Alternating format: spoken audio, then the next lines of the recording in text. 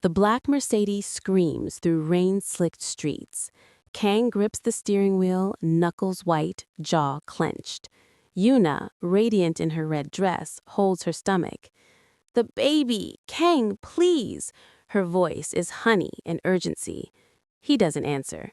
His mind is years away, decades away, calculating which hospital has the fastest trauma unit. They stop at a red light. Kang's eyes drift to the crosswalk, and his world detonates.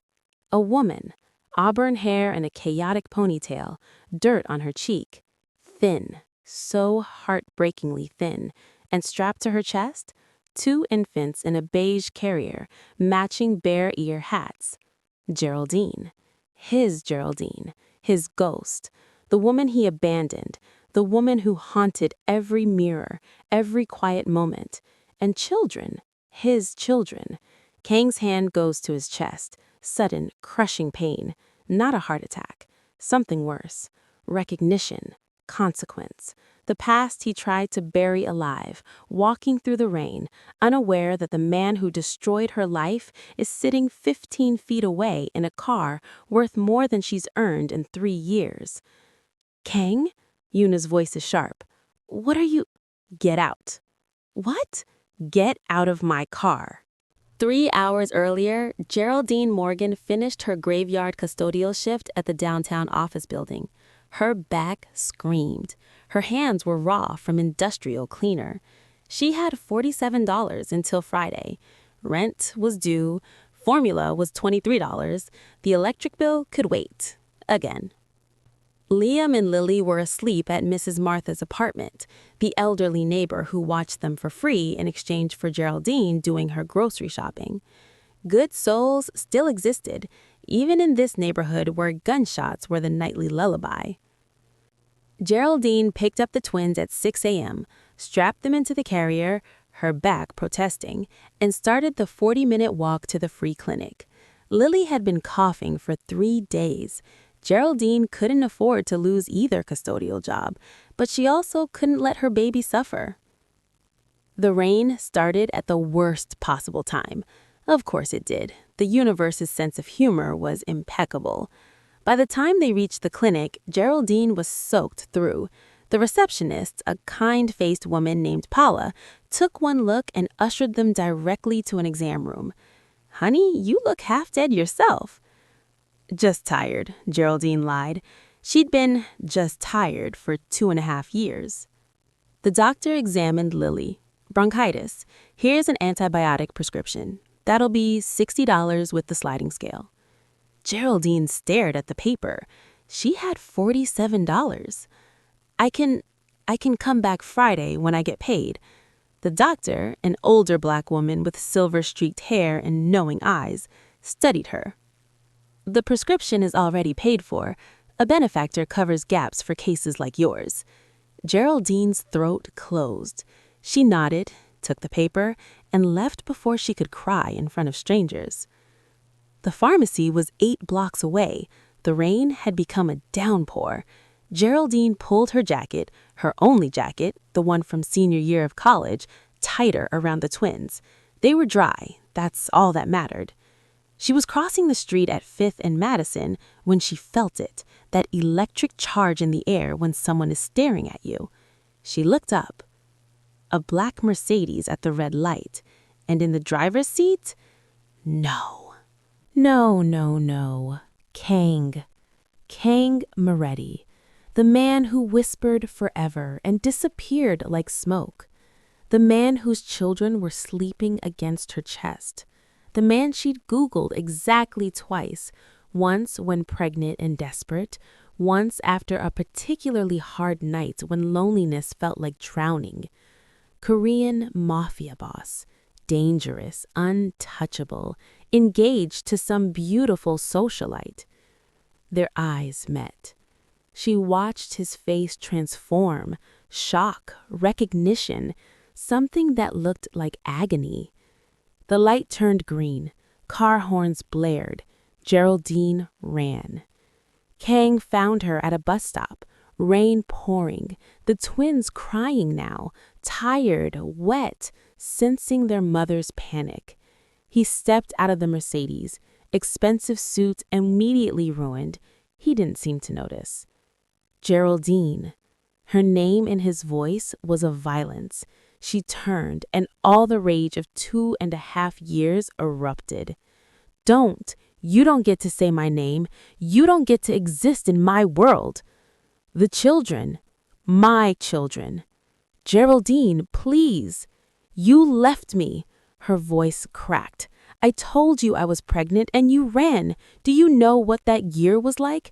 Do you know I was homeless for 3 months? That I gave birth alone? That there were nights I couldn't feed them and myself, so I just didn't eat? Kang's face had gone gray. I sent money every month. $5,000. I never got a penny from you. Silence. Horror dawning on Kang's face. Where did the money go? He whispered. There was no money, Kang. There was just me doing this alone, surviving because I had no other choice. One of the twins, Liam, stopped crying and stared at Kang with dark eyes. Kang's eyes. How old? Kang's voice was broken. 2.5. Their names. Why do you care now? Because I'm dying. Pause here for just a second. I need you to feel what just happened. Kang abandoned Geraldine when she needed him most. She survived homelessness, gave birth alone, worked herself to exhaustion for 2.5 years, and now he shows up, dying, asking for forgiveness. Here's my question for you.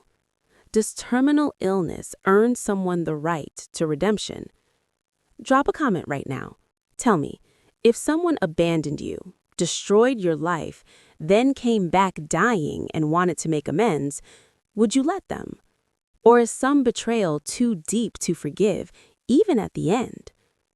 I'm curious what you think, because this story is about to get so much more complicated. And if you're feeling this already, if Geraldine's pain is hitting you in the chest, hit that subscribe button, because I promise you, this is just the beginning of the emotional devastation. Now, let's see where Kang's money actually went, because someone's been lying for 3 years, and the truth is about to shatter everything. Let's continue. The words hung in the rain-soaked air like a curse. What? Geraldine whispered. Pancreatic cancer, stage 4, 6 to 8 months. Kang said it like he was reporting the weather. I found out 3 weeks ago. Geraldine should have felt satisfaction, vindication, karma. Instead, she felt hollow. I don't know why you're telling me this. Because those are my children, and I have less than a year to know them, His voice cracked. To try to be something other than the monster who abandoned you. You don't get to do this. Geraldine's fury returned, white hot. You don't get to show up dying and ask for redemption. That's not how this works. I know I don't deserve. You deserve nothing from us. Liam started crying again, then Lily. The exhaustion, the cold, the tension, it was too much for toddlers. Kang watched them, something fundamental breaking in his expression. Can I just hold them once? No. Geraldine, you think you can just swoop in and play daddy because you're dying? You think that erases what you did to me? I don't think it erases anything, but I'm begging you, please, I'm begging. The most powerful criminal in the city, begging a woman he destroyed. I'll give you everything I have, money, protection, a house, anything. I don't want your blood money. Then what do you want? The question hung between them. What did she want? To see him suffer? To make him understand? To somehow undo the last 3 years? I want, Geraldine said slowly, for you to understand what you stole from me, my art career, my dignity, my trust in people, my ability to sleep through the night without panic. You stole my life, Kang." "I know," he stepped closer, "and I can't give that back.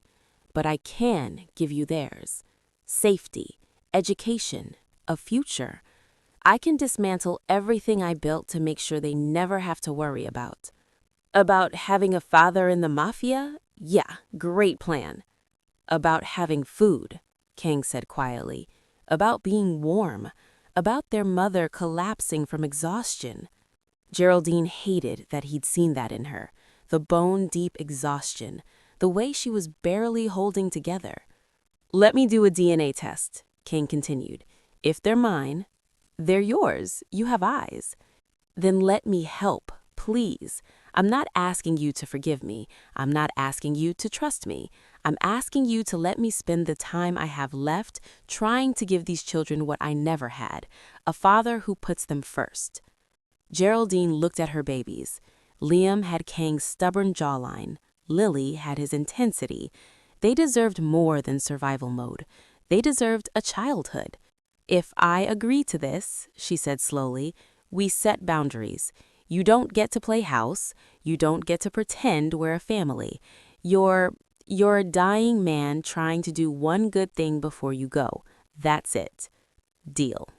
And if you ever put them in danger, if your world even looks at them wrong, I disappear, and you never find us. Are we clear?" Crystal.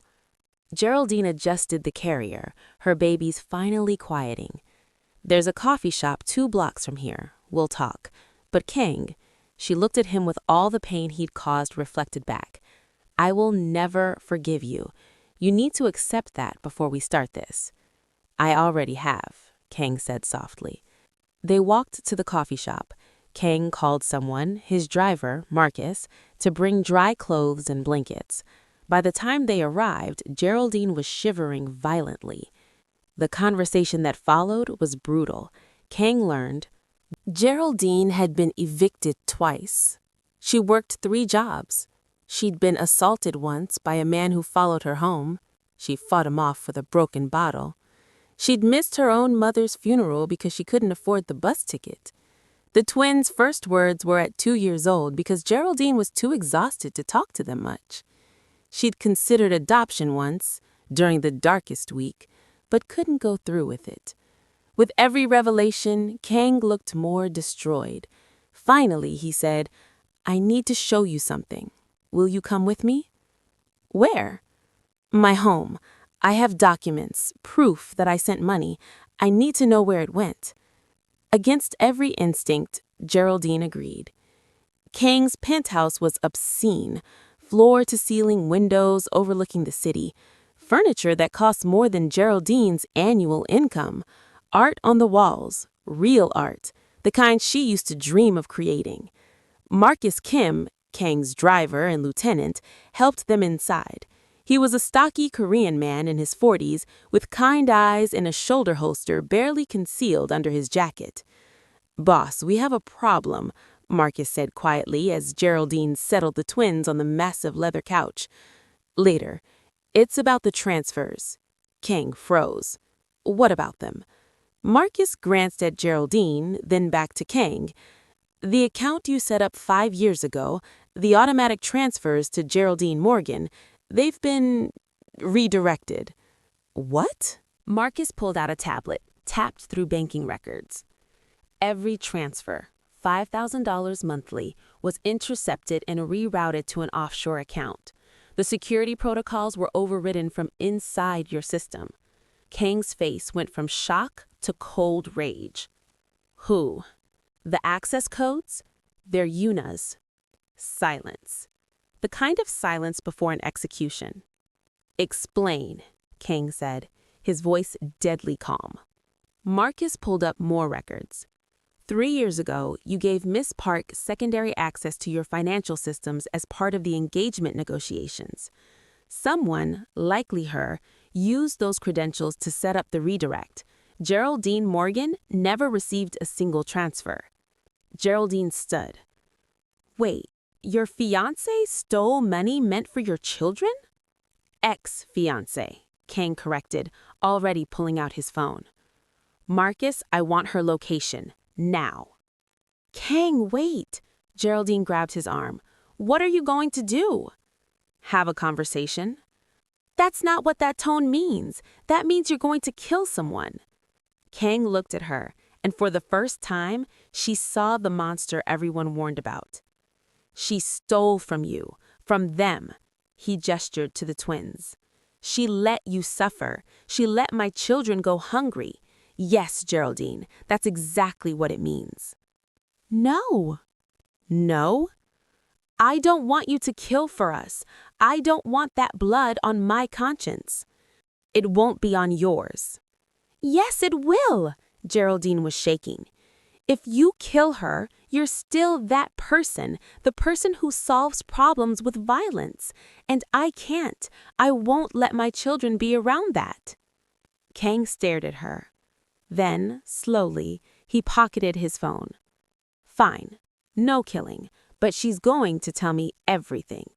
Yuna arrived at the penthouse an hour later, all concern and confusion. Kang, you left me at the hospital. The baby. There is no baby, Kang said flatly. Yuna's mask slipped for just a second.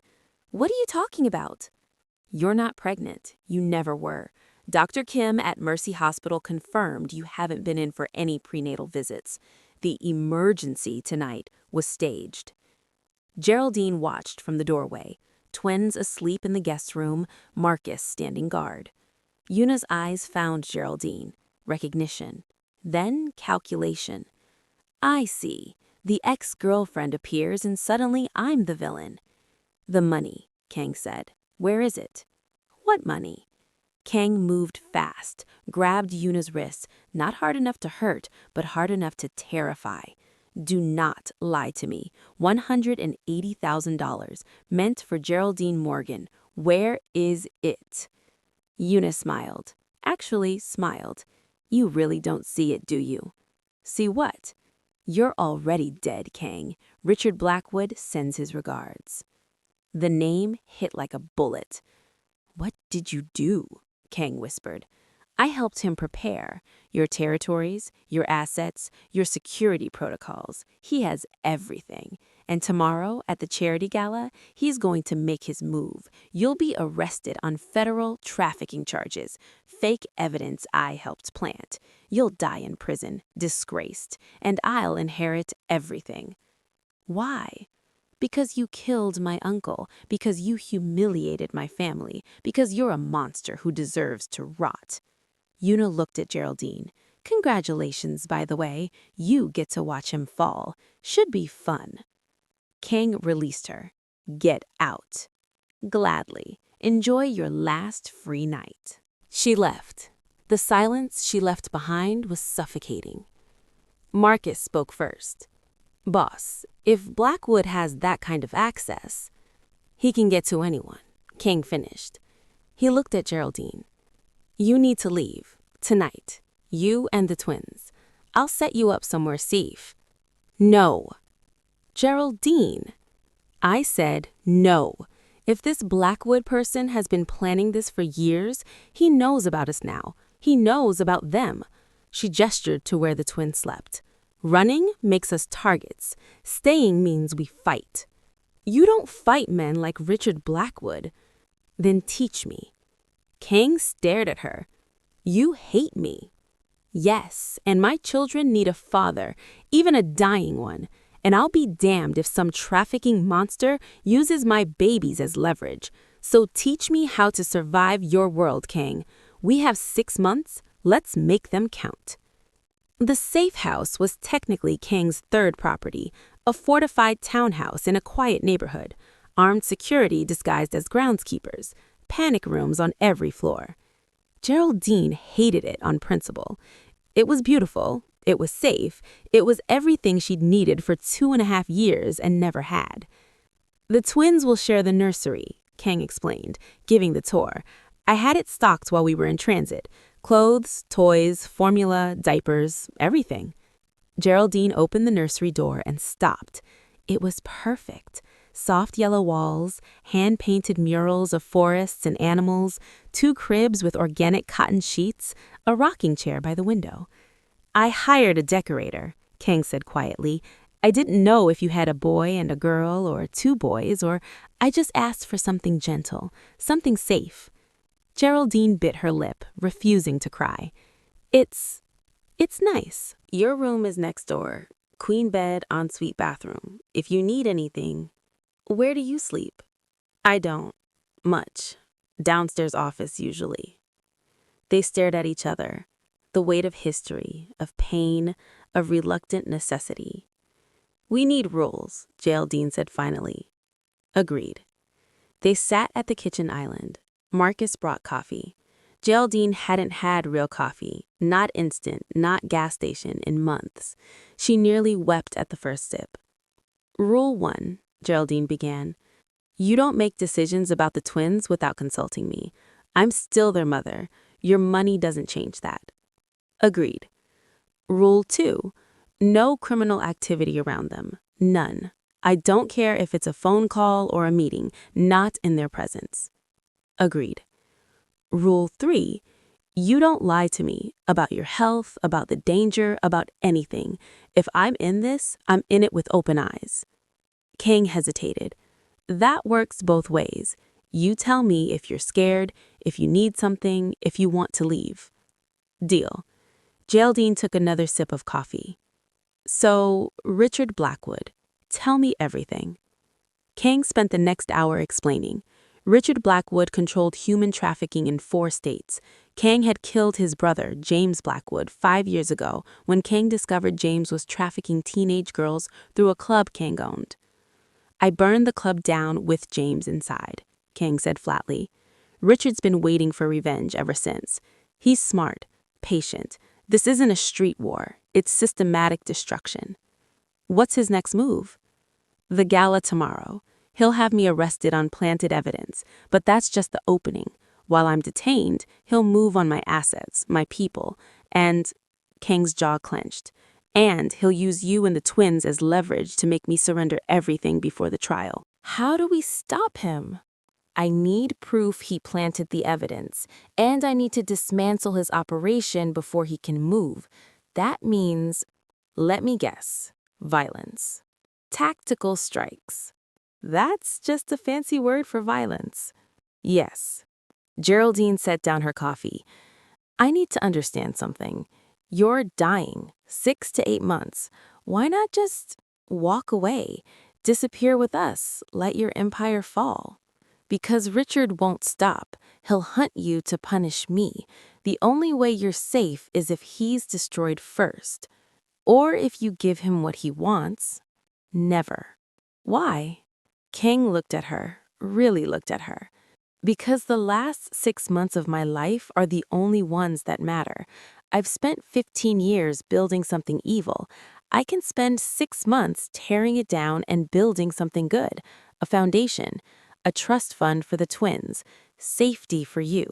And maybe," his voice dropped, "maybe I can die knowing I was more than a monster." Geraldine wanted to stay angry.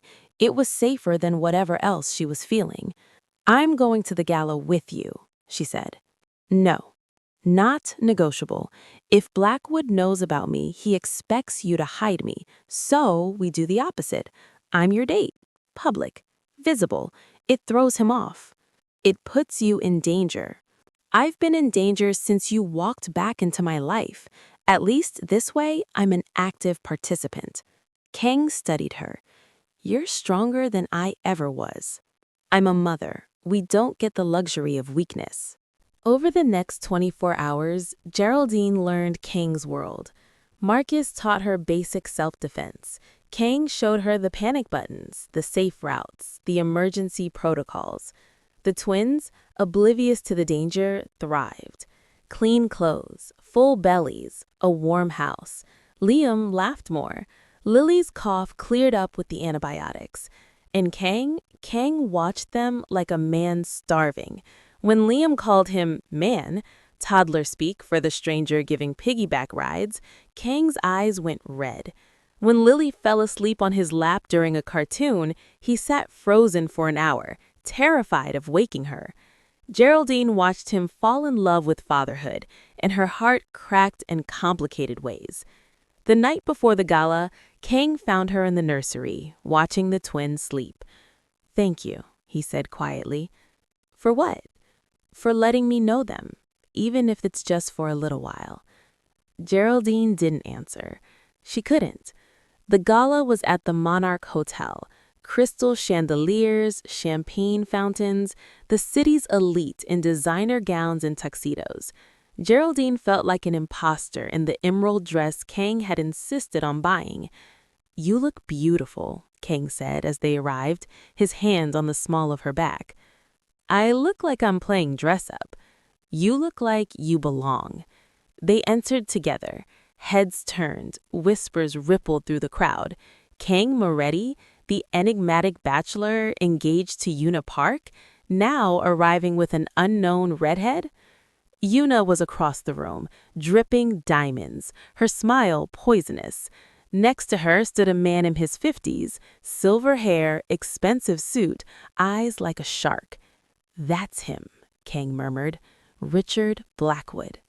Geraldine studied the man who wanted to destroy them. He looked normal. That was the most terrifying part. Richard approached, Yuna gliding beside him. "Kang, how unexpected. I thought you'd be occupied with wedding planning." "Change of plans," Kang said coolly.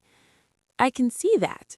Richard's gaze slid to Geraldine, assessing, calculating. "And you are?" "Geraldine Morgan." "Charming. How did you meet our Kang?" "Art gallery, 5 years ago." Yuna's smile sharpened. How nostalgic. Kang does love his charity cases. Kang felt Kang tense beside her. She squeezed his hand, a warning.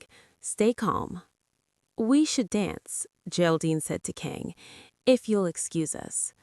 They moved to the dance floor. Kang pulled her close, hand on her waist, their bodies remembering this, even if their hearts were guarded.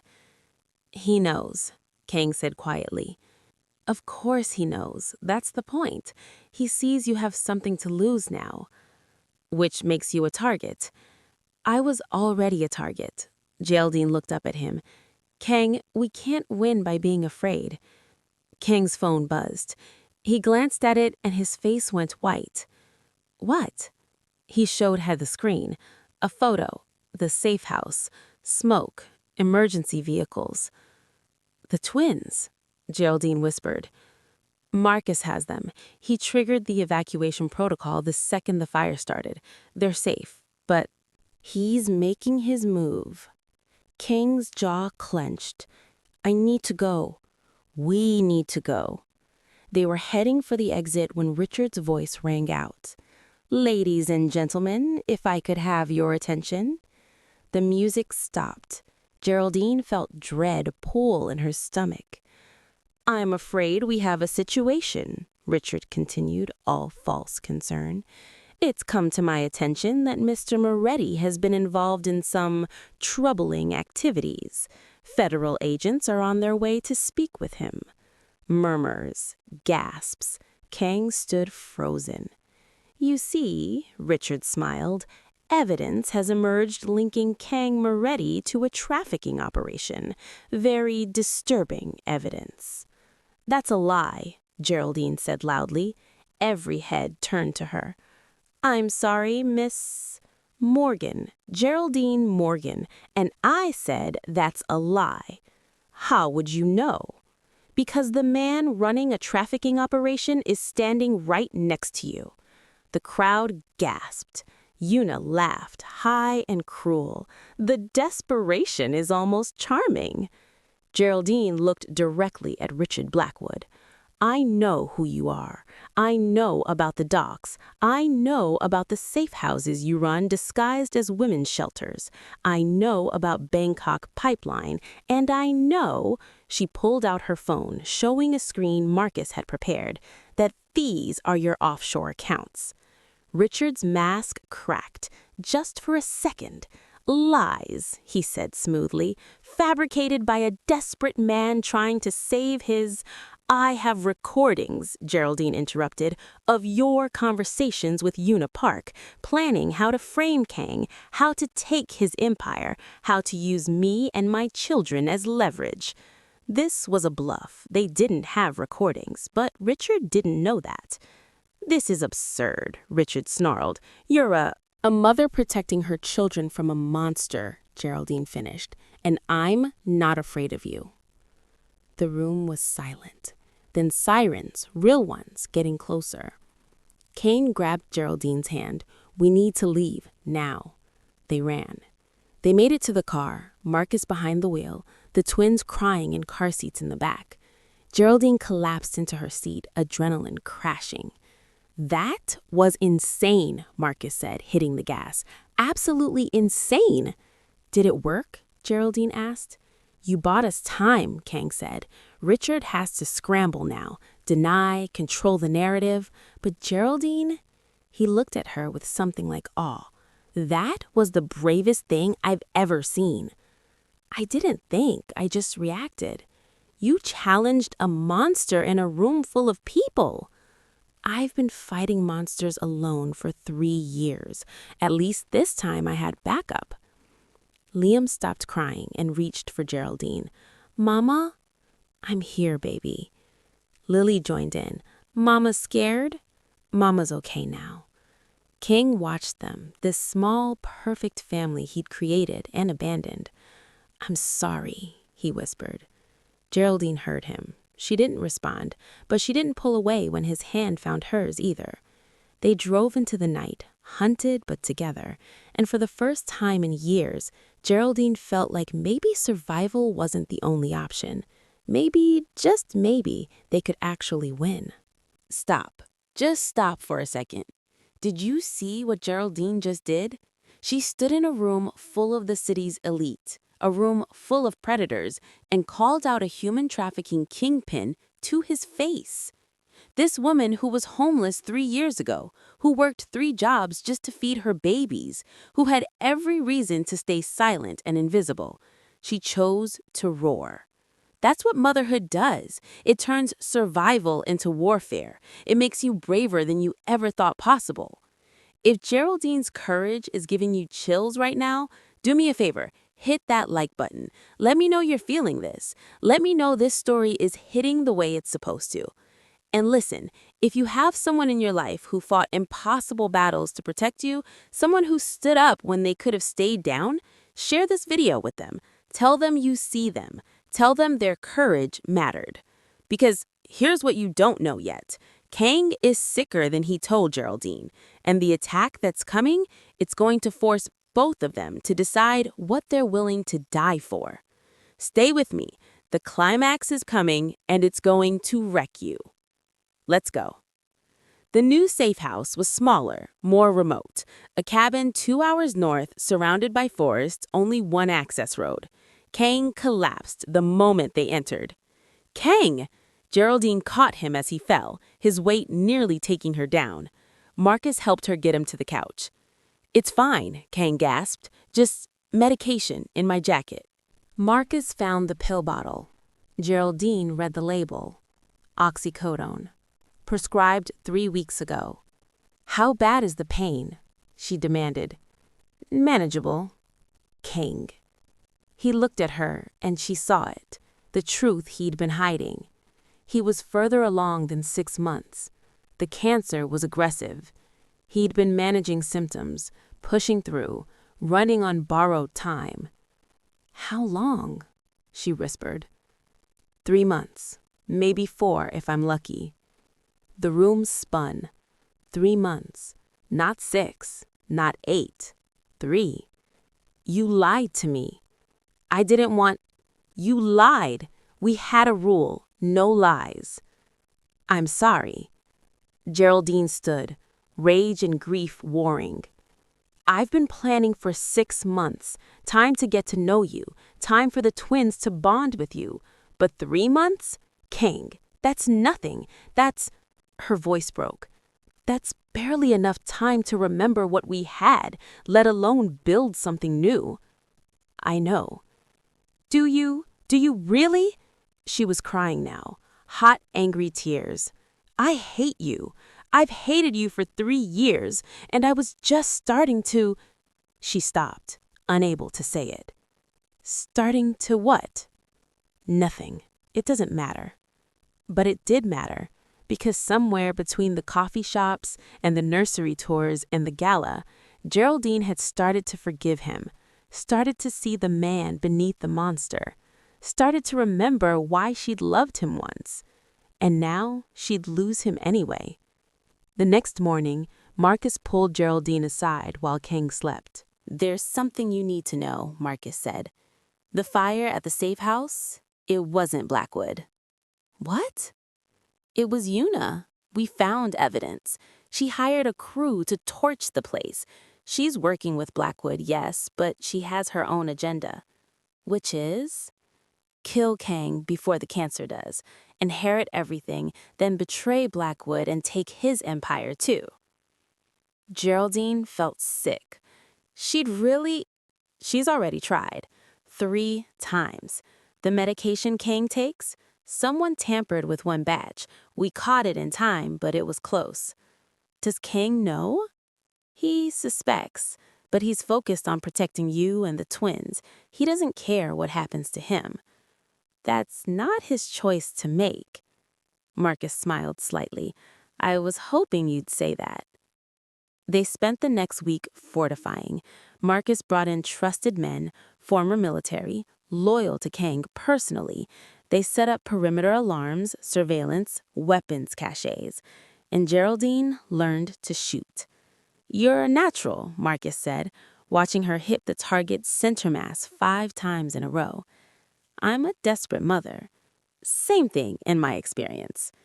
The twins adjusted remarkably well. At 2.5, they were resilient, adaptable. Liam started calling Kang Appa after hearing Marcus use the Korean term. Kang nearly broke down crying the first time. Lily was quieter, more observant.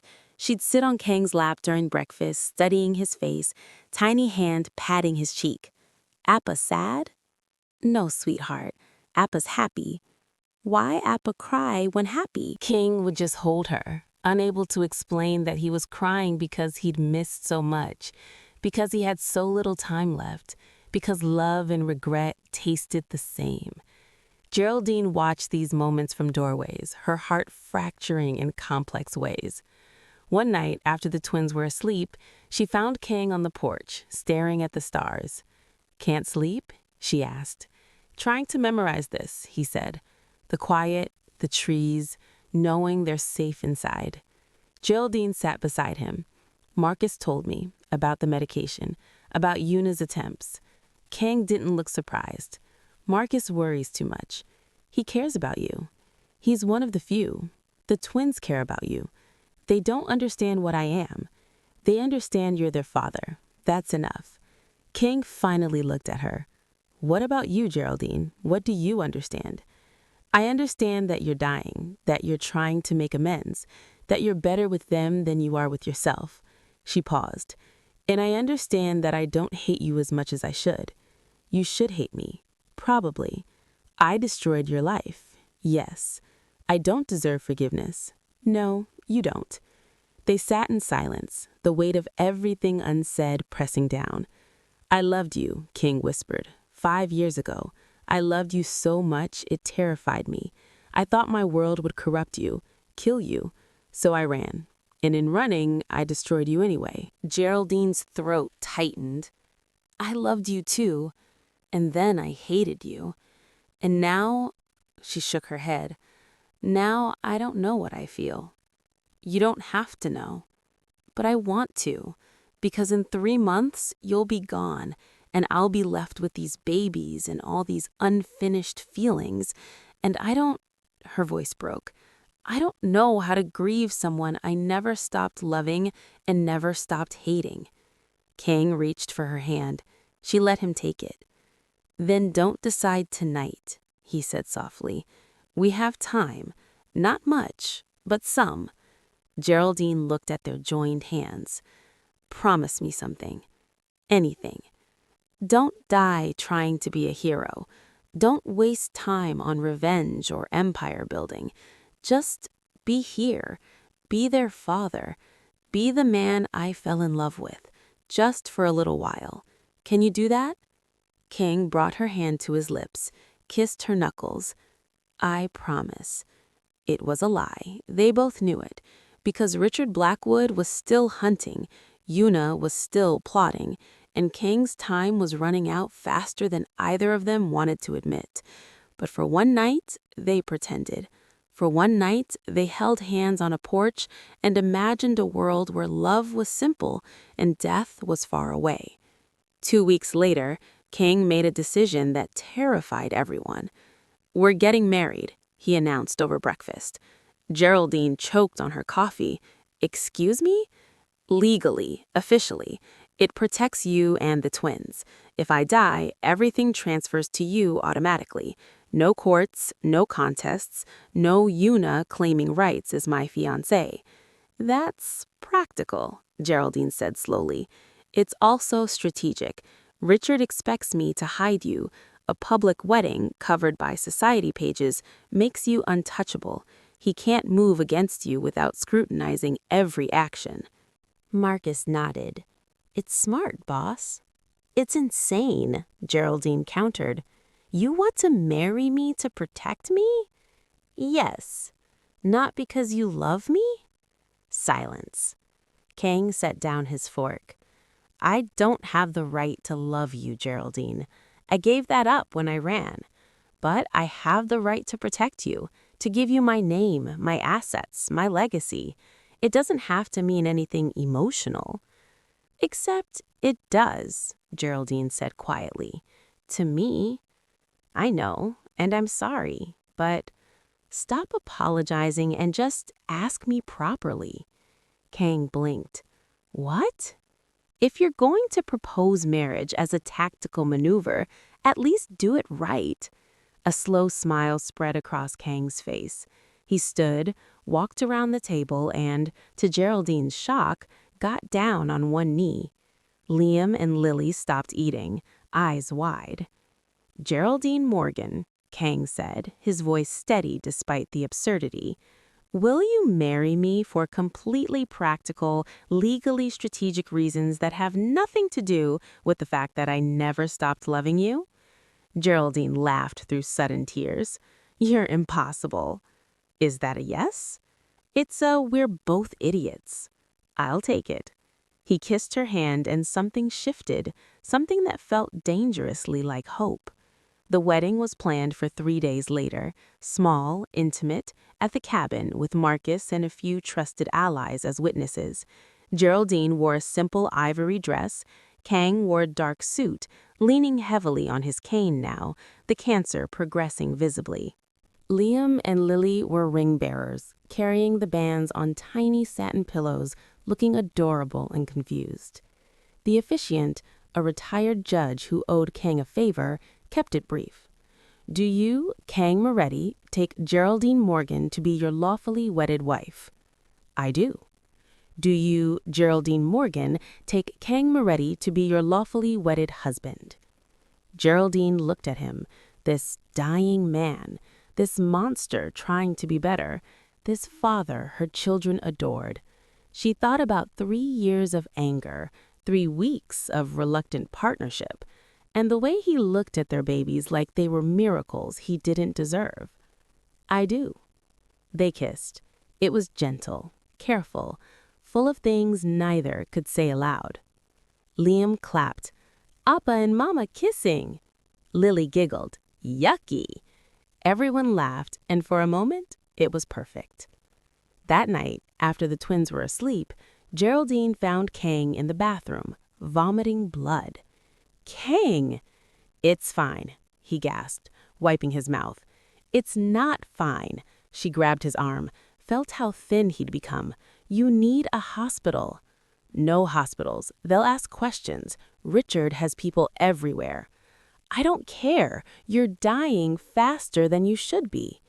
I know. The admission hung between them. You're not taking all your medication, are you? Geraldine whispered. Some of it makes me foggy, disconnected. I can't protect you if I'm drugged. You can't protect us if you're dead. I'm already dead, Geraldine.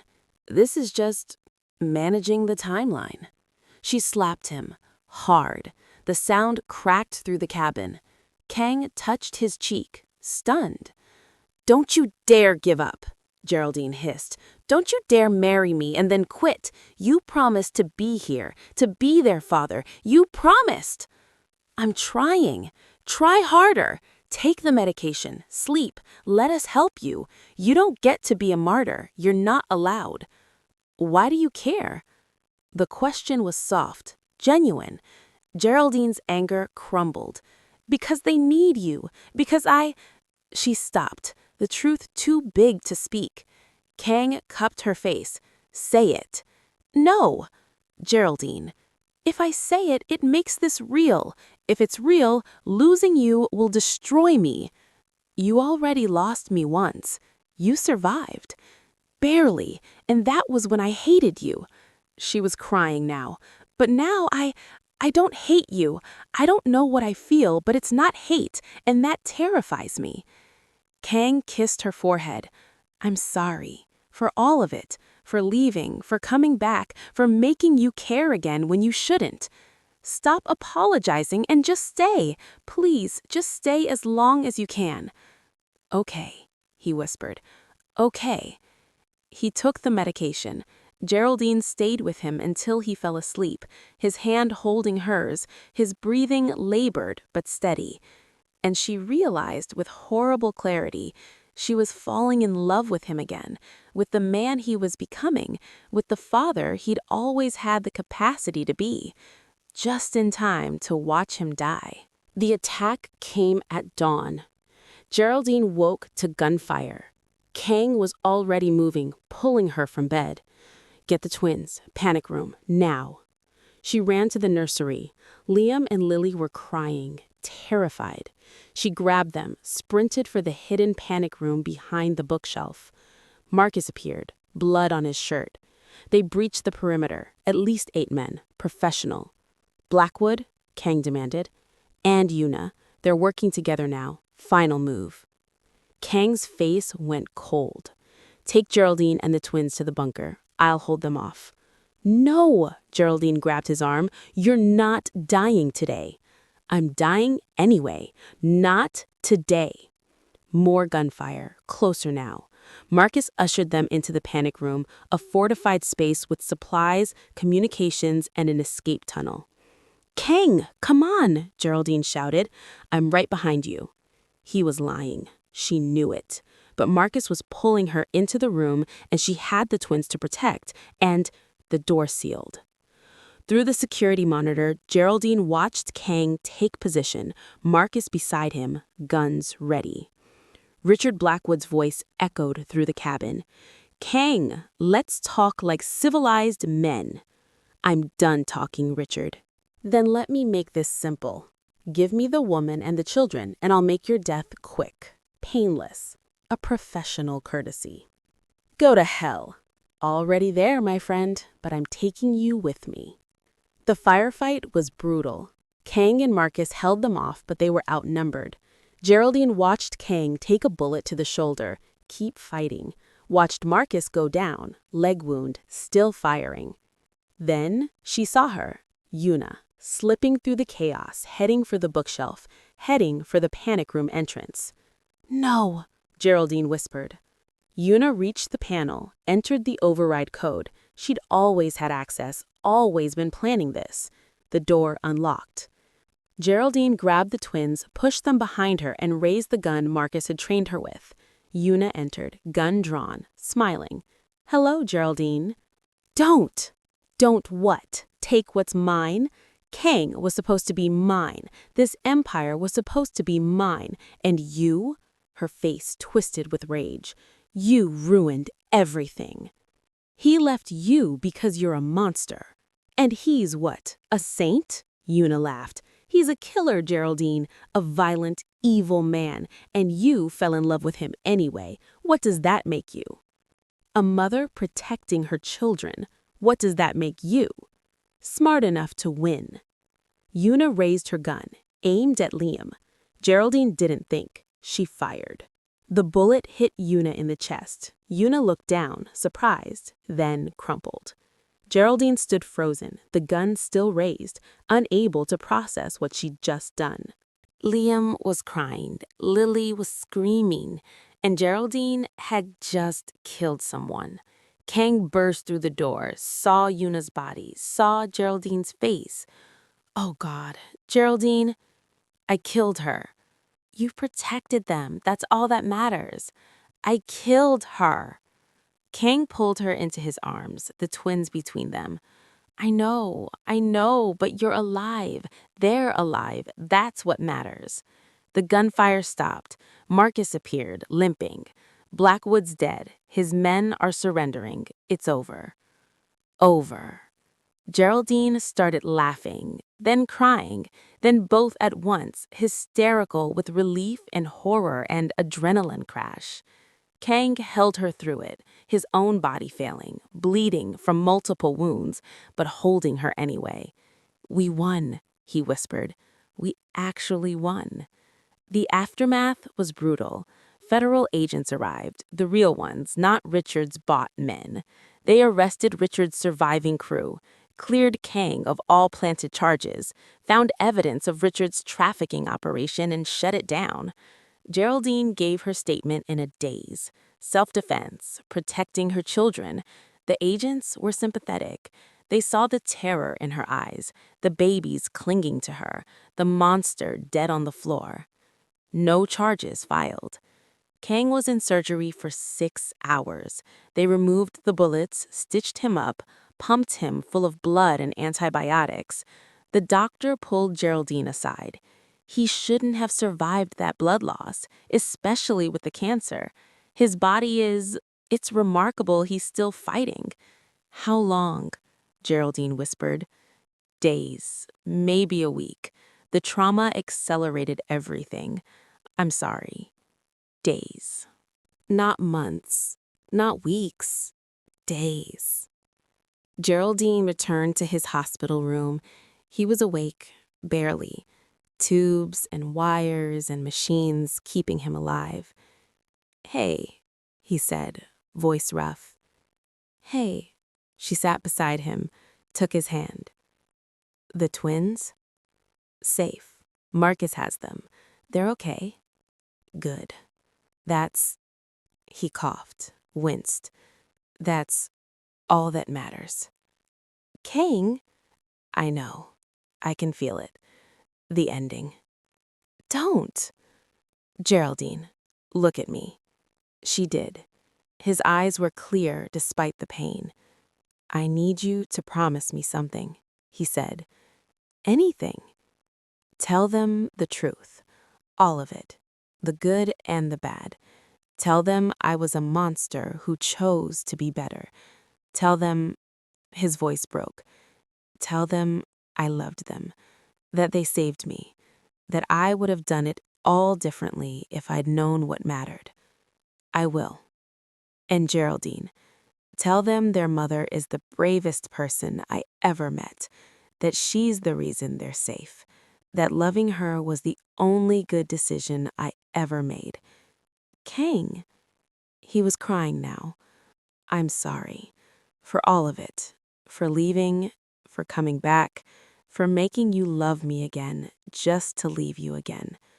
Stop apologizing, she whispered, climbing into the bed beside him, careful of the tubes. Just be here, with me, just a little longer. Okay, he breathed. Okay. They lay together, his hand in hers, and waited for whatever came next. I need you to breathe for a second. Just breathe. Geraldine just killed someone to protect her children, to protect the family she never thought she'd have again. And Kang, the man who destroyed her life, the man who just spent weeks becoming the father he should have always been, has days left. Not months, not weeks, days. They won. They survived. They defeated the monsters. But the cruelest monster of all is time, and it's about to take everything. Here's what I need you to understand. This is what real love looks like. Not the fairy tale, not the Hollywood ending.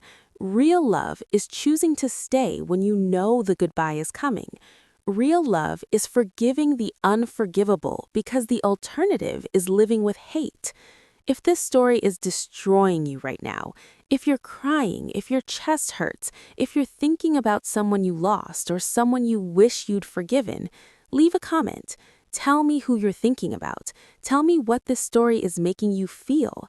Because grief is universal, loss is universal, but so is love. And love is always, always worth it, even when it ends too soon.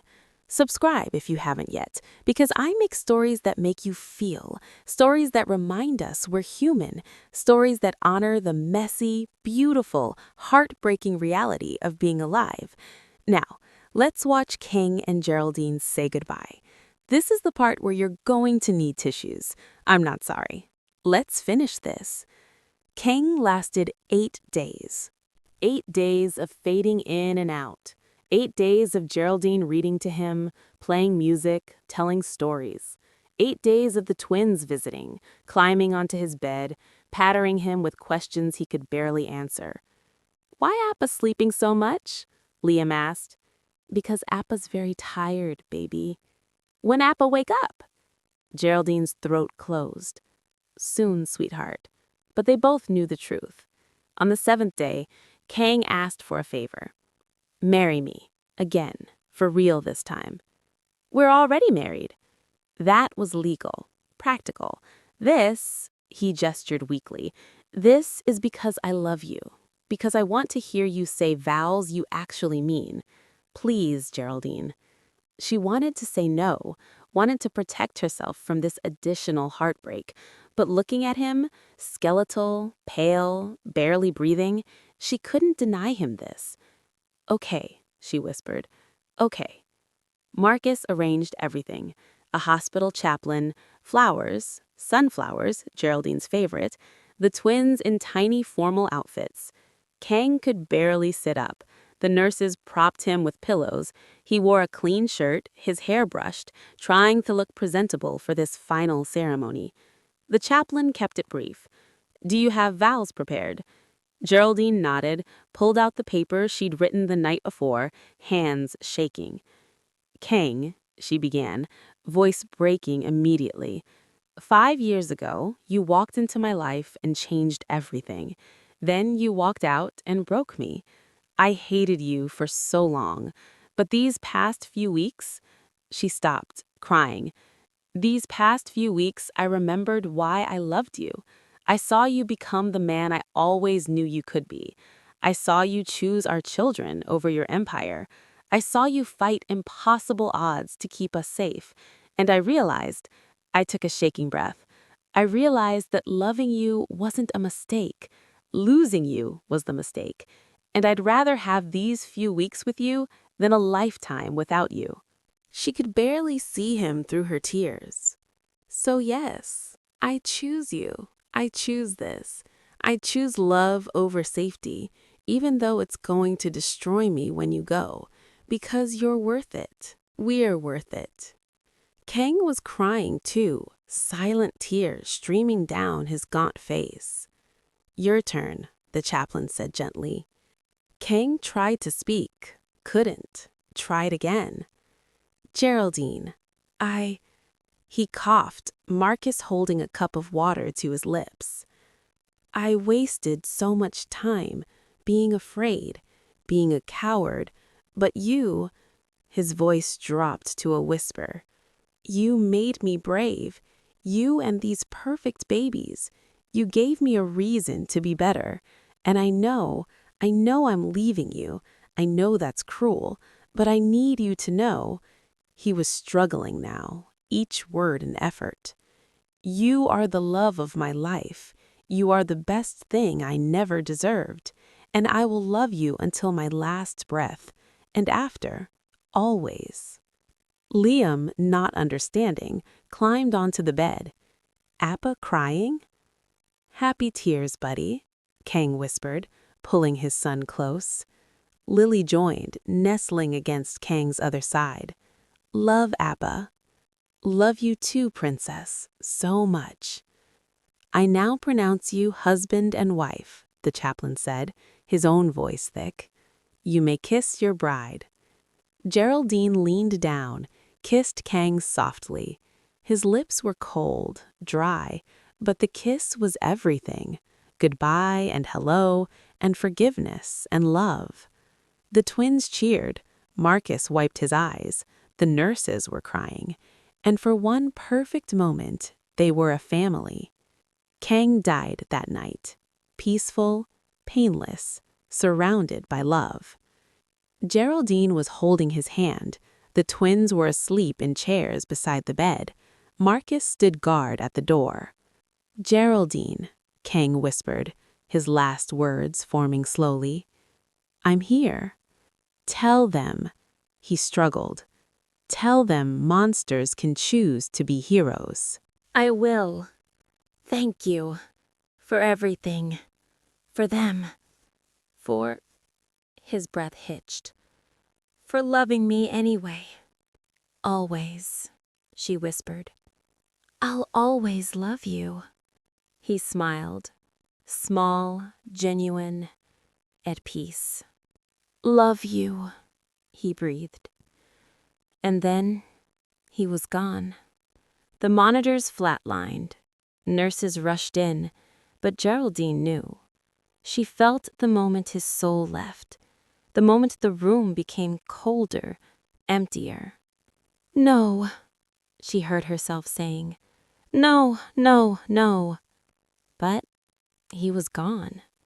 Kang Moretti, monster, father, husband, broken man who tried to heal, was gone. The funeral was small, just Geraldine, the twins, Marcus, and a few people Kang had helped over the years. People whose debts he'd forgiven, people he'd protected, people who saw the good beneath the violence. They buried him in a quiet cemetery under an oak tree. The headstone read, Kang Moretti, Park Jin-woo, 1989 to 2025. Beloved father. Even monsters can choose to be heroes. Liam placed a drawing on the grave, stick figures labeled Appa, Mama, Liam, Lily. Lily put her stuffed bear next to it. Keep Appa safe. Geraldine knelt beside the grave, her hand on the cold stone. We'll be okay. I promise. We'll make you proud. The wind rustled through the oak tree, and Geraldine chose to believe it was Kang saying goodbye. Geraldine stood in the lobby of the Kang Moretti Foundation for Single Mothers, watching a young woman receive her housing keys. The woman was crying, clutching her baby, overwhelmed with relief and gratitude. Thank you, the woman kept saying. Thank you, thank you. Geraldine smiled. That's why we're here. The foundation occupied a beautiful building in a safe neighborhood. Inside, housing assistance, job training, childcare, counseling, legal aid, everything Geraldine had desperately needed 3 years ago and never had. Kang's legitimate assets had funded it entirely. Real estate, businesses, investments, all transferred to Geraldine, all repurposed for good. Marcus served as head of security. He'd retired from criminal life entirely, devoted himself to protecting the women and children the foundation served. Mrs. Moretti, a staff member, approached. The twins are in the art room. Thank you. Geraldine walked through the bright, cheerful building to the art room. Liam and Lily, now 3 years old, were finger painting with other children. Mama, they shouted, running to her with paint-covered hands. She didn't care about the stains. She hugged them tight. Look, Liam showed her his painting. Abstract chaos. It's Appa. It's beautiful, baby. Lily held up hers, a family of 4 holding hands. Mama, Appa, me, Liam. Geraldine's throat tightened. That's perfect, sweetheart. They left the foundation as the sun set, walking to the cemetery. They visited every Sunday.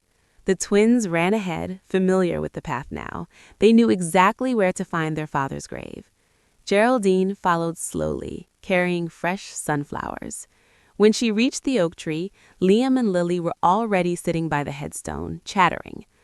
"Appa, I learned a new song," Liam announced to the grave. "I can count to 20, Lily added. Geraldine knelt beside them, replaced the old flowers with new ones. "Hey, love," she said softly. "We're doing okay. The foundation helped 30 women this month. 3 of them got jobs. 1 went back to school. You'd be proud." She traced the letters on the headstone. "The twins ask about you every day. I tell them stories about how you made the best pancakes, how you gave the best piggyback rides, how you love them more than anything." A memory surfaced. Their last wedding, Kang, barely conscious, saying his vows. The way he'd looked at her, broken but full of love. Tears came. They still came, 6 months later. Probably always would. "I miss you," she whispered. "I hate that you're not here to see them grow. But I understand now why you did it, why you fought so hard. You gave us this life, this safety, this future." Liam tugged her sleeve. "Mama, why are you crying?" "Because I miss Appa." "Appa's not really gone," Lily said matter-of-factly, with the wisdom of a child who believed in magic. "He's in the trees, and the flowers, and in us." Geraldine pulled them both close. "That's right, baby. He's always with us." They sat together as the sun dipped below the horizon, casting golden light through the oak leaves, a perfect family of 3, carrying a 4th in their hearts. "We should go," Geraldine said finally. "Marcus is making dinner." "Appa's favorite," Liam remembered. "Kimchi stew." "That's right." They walked back to the car, twins chattering about their day. Geraldine looked back once at the grave, the oak tree, the peaceful resting place of the man who destroyed her life, and then given it back. "Thank you," she whispered, "for everything, for them, for showing me that people can change, that love is stronger than fear, that even in darkness, we can choose to be light." The wind rustled through the leaves again, warm and gentle. Geraldine chose to believe it was Kang, telling her she'd done well, that he loved them, that he was proud. She got in the car, buckled the twins in, drove toward home. A real home now, safe and warm and full of laughter. Behind them, the cemetery faded into twilight.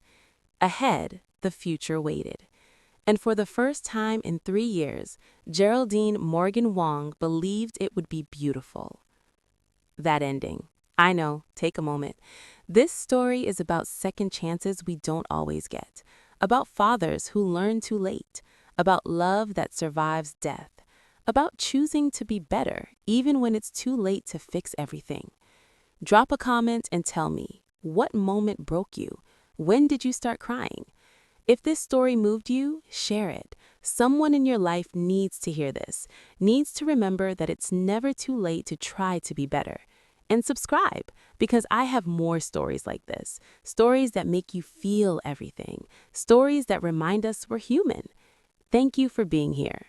Thank you for feeling. Until next time, even in darkness, we can choose to be light.